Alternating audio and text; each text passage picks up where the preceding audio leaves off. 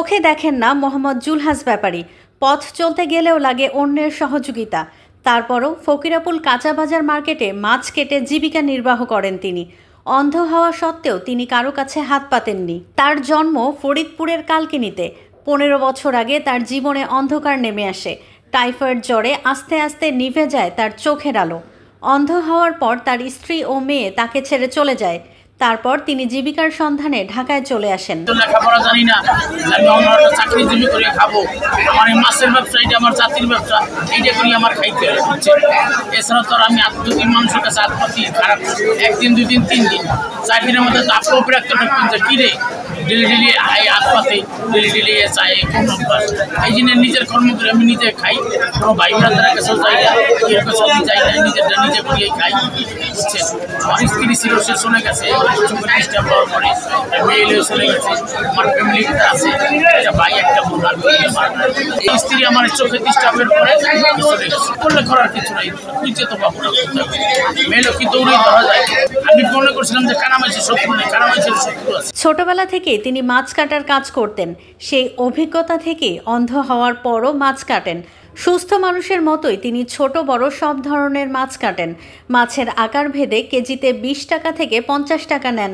অনেকে তাকে মায়া করে পরিমাণের বেশি টাকাও দিয়ে যান। শুরুর দিকে অনেকে টাকার বদলে সাদা কাগজ দিয়ে চলে গেছেন, কিন্তু এখন তিনি হাত দিয়ে টাকা ধরে বলতে পারেন কোনটা কত টাকার নোট।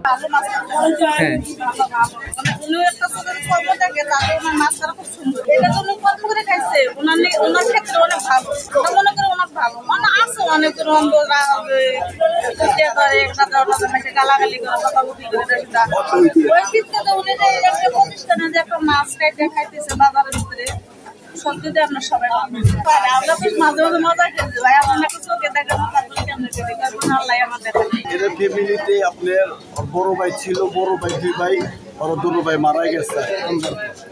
আগে থাকতে ওটা ওই নিজেই চলে, ওই পরিবারে চাপাতেন না। চোখের সমস্যা হচ্ছে টাইফয়েড জ্বর ছিল।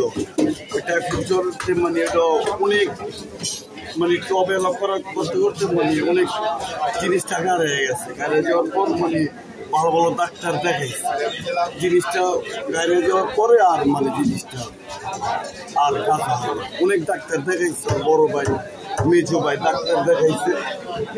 চোখের রক্তটা যে ছিল ওই রক্তটা শুকিয়ে গেছে। আর শুকিয়ে যাওয়ার পরে মানে অনেক ডাক্তার দেখাইছে আর কাজ হয়। যেভাবে আপনি আইসা দেখলেন, কেউ যদি দয়া লাগে মায়া লাগে 20 টাকার জায়গা থেকে 50 টাকা দেয়, কত ভাই মায়া করে 100 টাকা দেয়, কিন্তু আর কাটা ভালো পরিষ্কার করে সুন্দরভাবে কাটতে দেয়, ওই আইডিয়ার উপরে কাজ। জুলহাস ব্যাপারী থাকেন ফকিরাপুল কাঁচা বাজারের পাশে, খাবার খান হোটেলে। প্রতিবন্ধী হয়েও তিনি প্রতিবন্ধী ভাতা পান না। ভাতার আবেদন করতে গেলে তাকে তাড়িয়ে দেওয়া হয়েছে। তার কাছে ভিক্ষা করে খাওয়ার চেয়ে কষ্ট করে উপার্জন করে খাওয়াটাই সম্মানের। টাকার বদলে কাগজ দিয়ে যাই দিয়া, কয়েকদিন আমি টাকা পাই কাগজ করার কিছু চোখে দেই না। একটা 20 থেকে 3 টাকা, এই যে একটু বড় এটা, ঠিক আছে, বড় 20 টাকা, বড় ছোট আছে। আমি প্রতিবন্ধী ভাতা পাই নাই। রায়হান হোসেনের তথ্য ও ভিডিও নিয়ে রিপোর্ট risingBD.com।